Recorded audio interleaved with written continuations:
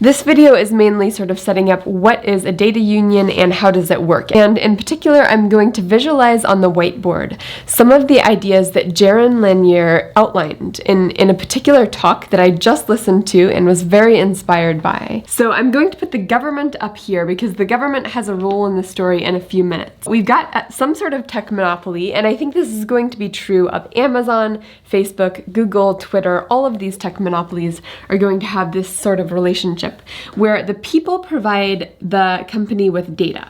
And the company, of course, gives the people in return a lot of things they like.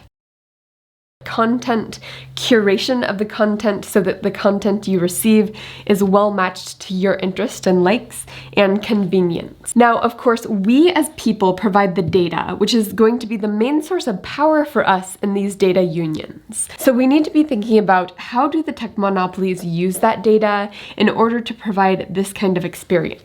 And I talk a lot about algorithms on this channel, and I should really say it's algorithms plus data. Without the data that you give the tech monopolies, those algorithms have no power. So the entire source of power that these tech monopolies rely on is power given to them by the people. But of course, there's the drop in the bucket problem where no one individual person can negotiate for their data. You just don't have the power. They don't care about one individual. They care about the data collectively. And one way of thinking about this is asking the question, how valuable is my data? How much are they selling my data for? And the answer actually depends how many people your data is pooled with. Because the more people who are pooled with your data, the higher the selling price of your personal data is. So if I were to go out and say, I would like to sell my data, I would like to collect it and just sell it to someone, the selling price of that is probably less than 1 cent. Nobody's going to pay for that. So basically selling price of 0 if it's just me. If I pool data with, let's say, 100,000 friends, I get together with 100,000 friends, I say, hey, let's come together, let's pool our data, and then we'll try to sell it to somebody to make a little bit of money. How much would people pay for that data? And of course, it depends on how rich the people in the pool are. It depends on a lot of things. But I could probably make some money from that data. I might be able to sell it to an insurance company or a pharmaceutical company for, let's say, $10,000. But it's also way less valuable than the data that the tech monopolies have because they have way more people than that. So if you were to up the numbers in that group who are pooling together from 100,000 to 5 million, say, suddenly that data can answer so many more questions. It is exponentially more valuable than this. And that's actually a really important feature of what's going on, is that the value of your individual data depends on how many people it's pooled with. So we've got this increasing at the margin graph, where on the y-axis we have the value of one person. And on the x-axis we have how many people is that data pooled with. So you're going to get a selling price of 0 if the sample size is 1. You might get a selling price of, well, the example I gave was 100,000 people are pooled together, and maybe that sells for let's just say $10,000. And these are just hypothetical numbers, by the way, but the principles I'm explaining are absolutely true. So if I'm pooled with 100,000 people, maybe the value of my data is $10. But if I'm pooled with 5 million people, if I'm way out here, then the value of my data is way greater than $10. Now, some people are looking at this and they're saying, okay, I should get a portion of the money that they sell my data for. And that could be the case. I actually don't think that is going to be the big part of the future of data unions. I think it's going to be something else. So let's look at what a data union might look like if we visualize it. Oh, and one more thing before we go there. If you look at this setup, this is actually very similar to a labor contract, right? You have a bunch of workers who are interacting with the company. They're giving the company their labor, and in response, they're getting a salary. And not only a salary, they're also getting some other benefits, such as healthcare, such as access to the community in the business where they work, such as vacation days, all of that stuff they get in return. And the union, of course, is going to negotiate negotiate between the company and the workers. So it's going to be very similar when we look at the data union. Okay, so we have a setup where the data union negotiates with the tech monopoly to farm out people's data. And it's important to point out here that these two groups, the data union representing the people and the tech monopoly representing the company, they actually have a lot of shared interest. And this is very similar to a labor union. When a labor union negotiates, the company and the workers have a shared interest in the company making a lot of money, because of course that's going to enable higher salaries, it will enable greater profit, and how they divide the salaries and the profit, that might be a point of contention between the two, but there is a lot of shared interest. Okay, so how would this work? Just like a regular union, the people would have to elect a board of directors or something similar to that for the data union. So there's a group of people who are responsible for making decisions about your data and for negotiating with the tech monopoly. Now, would that get political? Yes, almost certainly that would get political.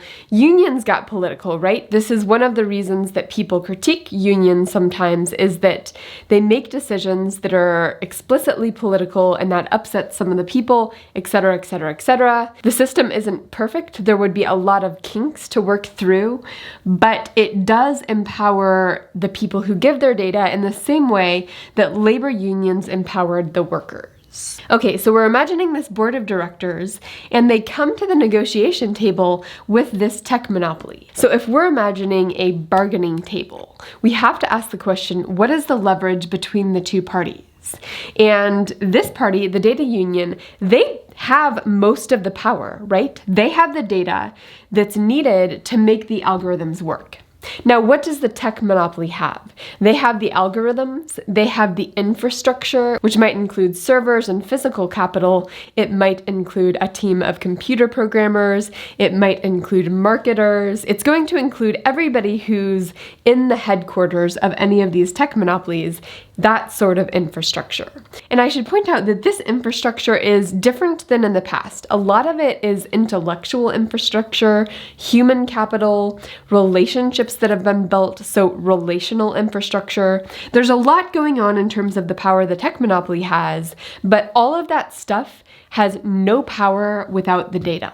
And so at the negotiation table here, the union board of directors, who's representing the people, has a lot of power. Now, you might ask, what are they going to do with that power? Are they going to demand that we get a $10 check every time the tech monopoly sells their data for $20? That could happen, but I don't think it's going to be the main source of what's going on. I think the main source is going to be, what are the limitations on the data? And the big thing I'm worried about going on over here is the algorithms that are used to increase our manipulatability. These algorithms tap into a sense of threat and feelings of stupor that make us more easily influenced by the advertisements that show on the platform. That's what I'm most worried about. The data union would have the power to say, you can use our data, but you need to figure out how to use that data in a way that doesn't make people anxious and angry at each other and constantly in a state of threat. You need to figure that out. Now, figuring that problem out is not a small task. The tech monopolies can't just say, oh, okay, we'll stop doing that. It's way more complex than that. But at least you could have a group of people that has the power to ask for that, to say, hey, we need to make progress on some of these major societal problems that are making everybody sick and angry. And not just that, what else could the data union demand at that negotiation table? It could demand transparency. These companies generally do not give a lot of information about what's going on behind the scenes, even though everything going on behind the scenes over here is what structures our daily environment. It's what structures our social interactions. It's what structures the way our democracy operates, at least on some level. And if the data union can say, hey, we want transparency about how you're setting up these algorithms, about what things you're elevating and what things you're keeping out of the public eye. And there's going to be a lot of things that the companies are elevating and keeping out of the public eye that most people will agree with. Will say, you know what, yeah, we don't want pornography all over the place on these platforms. We don't want real-world acts of violence on these platforms. That's not something we want. So there will be a lot in common in terms of what the data union is demanding and what the tech monopolies want. But there's also some tensions, and those tensions are really at the heart of some of the things going wrong in society right now.